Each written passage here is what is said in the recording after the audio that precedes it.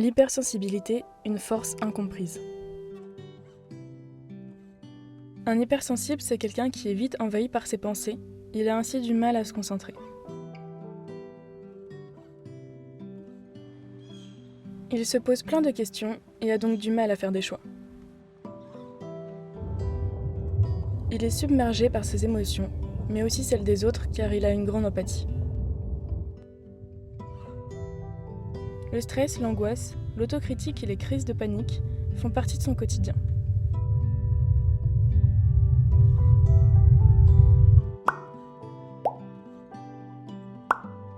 Curieux, créatif et perfectionniste, il a une imagination débordante.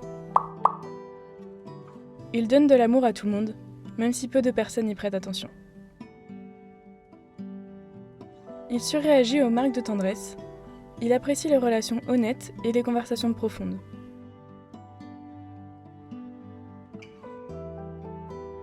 Il arrive à savoir ce que ressentent réellement les gens derrière le sourire qu'ils enfilent tous les jours. Il a une sensibilité accrue d'un ou de plusieurs de ses sens.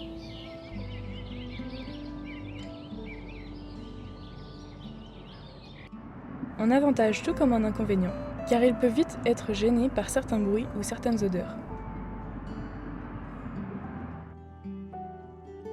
Il est reconnaissant envers la nature, tout en y étant connecté. Il est ouvert à la spiritualité et croit en l'invisible. Souvent critiqués et jugés pour leur sensibilité, ils se sentent obligés de s'excuser. Ils ne devraient pas avoir à le faire. L'hypersensibilité n'est ni une maladie, ni un handicap, ni même une anomalie. Elle fait partie d'une personnalité.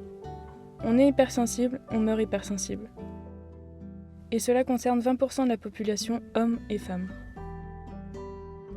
Il y a autant de formes d'hypersensibilité qu'il y a d'individus hypersensibles.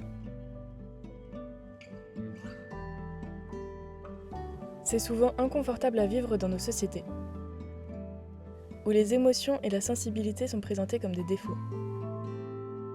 Mettre des mots sur ce qu'on ressent et comprendre son hypersensibilité permet de mieux l'accepter, pour valoriser cette particularité qui devient une force.